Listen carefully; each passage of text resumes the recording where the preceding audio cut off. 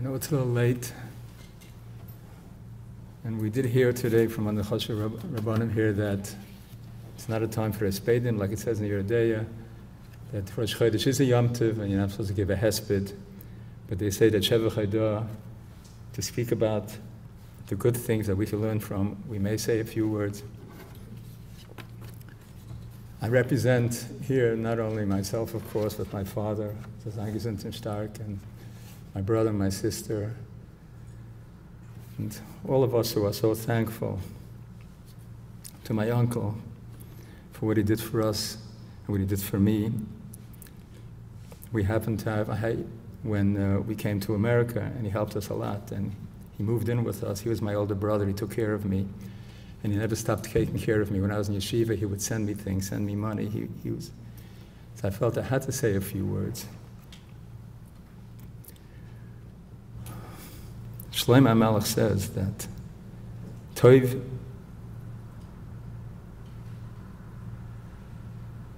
Yoim Hamaves Miyoim Hivoldai.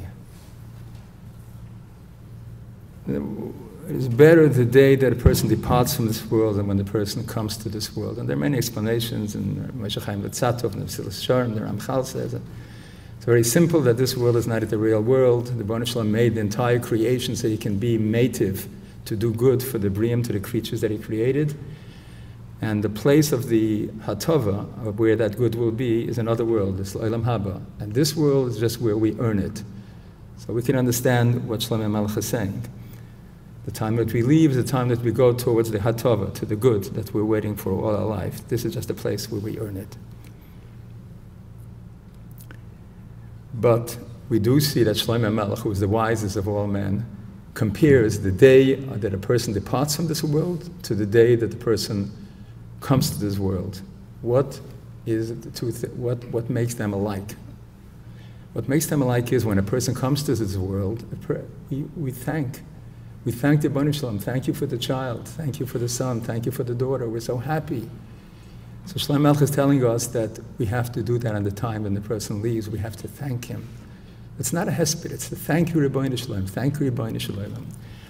I'll just say, I know it's late, I'm just going to say a few things that we want to thank him for.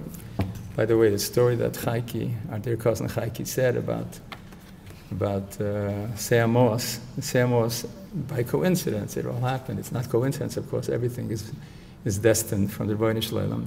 But Seamos was my wife's uncle, because he married, when he lost his wife in Australia, he came to California and he married my aunt, my wife's aunt. So it was really, really a very interesting story, most incredible story. I want to thank the Rebbeinu Shalom for many, many things. I want to thank the Rebbeinu Shalom for giving us my uncle for all these years. I want to thank the Rebbeinu Shalom for not letting him perish with his father, his mother, his older brother, and his sister in Birkenau, Auschwitz. I want to thank the Rebbeinu Shalom for giving my uncle such a wonderful partner in life, whom we love very much, Tante Adelaide, who was an incredible Ezer Kenegdoi. It was my biggest pleasure as a child to go to them. She would talk to me and talk to me and talk to me. We love her. I want to thank the Rebbeinu Shalom for giving him such a wonderful family, his exceptional and noble children, and their wonderful doiros who gave my uncle so much nachas. I want to thank the Rebbeinu Shalom for letting him be such a caring and wonderful uncle, or like to me, an older brother. When he was in a concentration camp and he was about 14 years old, one of the youngest survivors, like Bela said, he didn't speak about the war years much, he didn't, but lately, I would say, lately I mean last 10, 15 years, and when he did the Spielberg thing, he began to talk about it, and he was sitting with me at a wedding, and he started crying, and he said, why did I survive? Why did I survive when my entire class did not survive? When my Rebbe, who was a tzaddik, I saw him walking on the street, being driven to the trains with his two little children. He was a Tomim. He didn't know anything about the world. All he knew was Torah. And he was being taken. He didn't know where he was going, what he was doing. And I saw all this, and I saw all my classmates. But I'm the only one that survived. Why? Why did I survive? So he said, I can't think of why, but I have two stories. One of the stories was the story that Chezky told you about risking his life to save that young man. And the other story he told me was, I remember that when I was a child, many of the children in our class did not have food for breakfast. So what I would do is I would go to all the people that did have food and tell them to bring little leftovers. And then in the morning I came early, because we always came early to everything, and I prepared the food for them to make it look nice. I cut it, this and that, so they should have something to eat in it, as if it was for everyone, but we knew who it was for. So maybe that's why I survived, because of chesed. He did chesed all his life.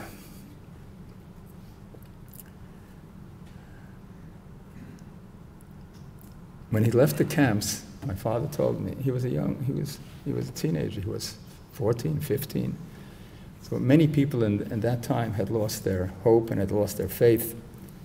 But what did he do? He had found two sisters who had survived, my mother and her sister. Instead of, let's say, trying to find ways to survive or whatever, he went right away to yeshiva. He went to learn, he wanted to learn.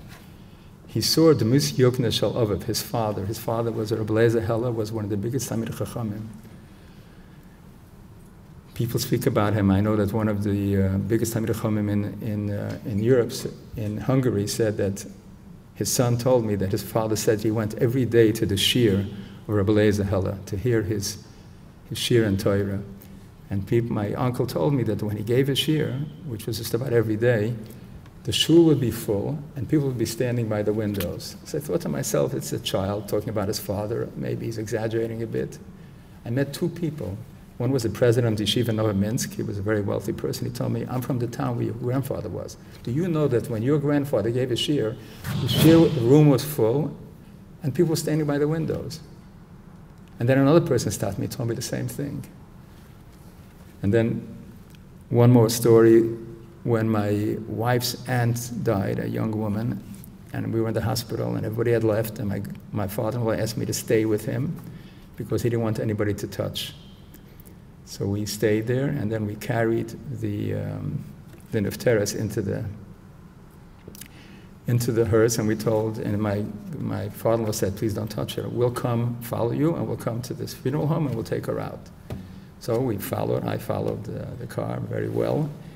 And we arrived at the funeral home, I think it was Jeffers on Fort Hamilton. And we jumped out of the car, didn't let him touch her.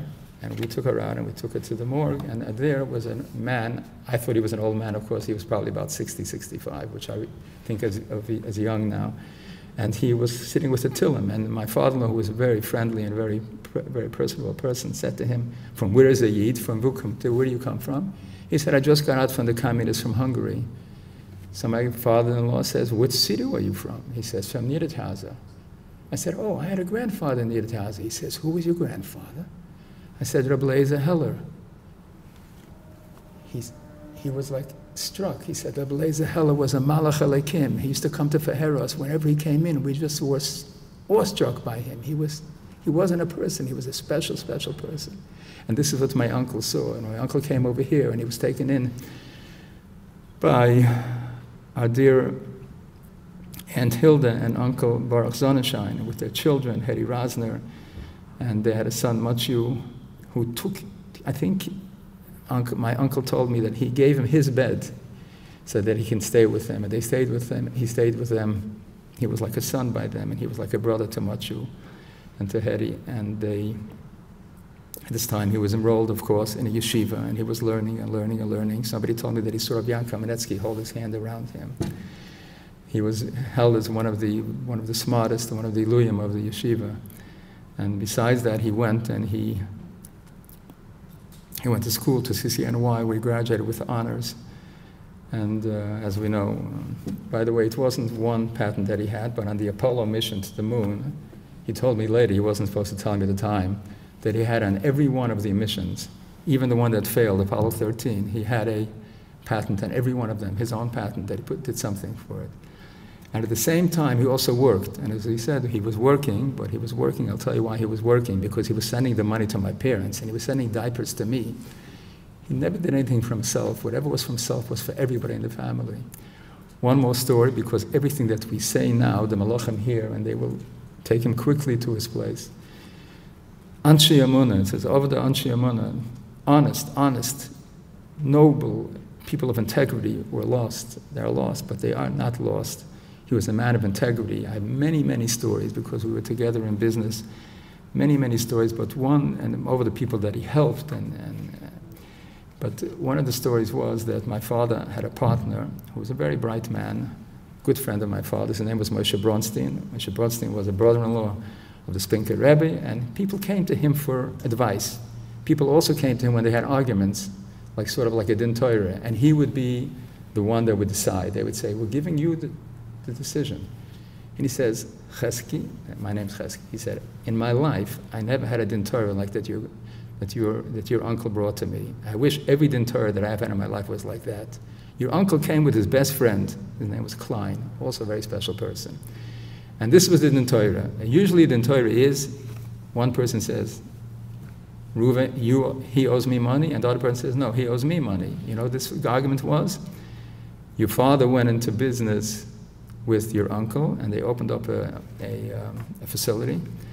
And at that time, everything went sour for the entire industry. For whatever reasons, the entire industry went sour. So that business was also, instead of bringing in money, it was constantly at a loss. So your uncle said that he's going to be working now for the next few years to give back the money to his friend, because his friend came in on his recommendation. So the friend says, no way. I came in with you, I'm a partner. If you lose, you lose. If you win, you win. But I'm not taking a penny from you. And he said, my uncle said, no, I want to give it to you. This is Anshe Emunah, this is a man of integrity. Fairness was fairness. Everything that he felt was right, he did, even if it would cost him years of work. The Baruch Hashem should send us all a nechama. The Baruch Hashem should send, the Baruch Hashem should, that we should find to all the stories that we know about him, which I've only said just part, minuscule example, that we should be able to use his noble and wonderful midos and everything that he did, and follow him and follow in his ways, until the Baruch Shalom comes to, we bring at the time of Bilam, of Netzach, Mochel Hashem, Elikim, Dimo, Me'al Kol Panim.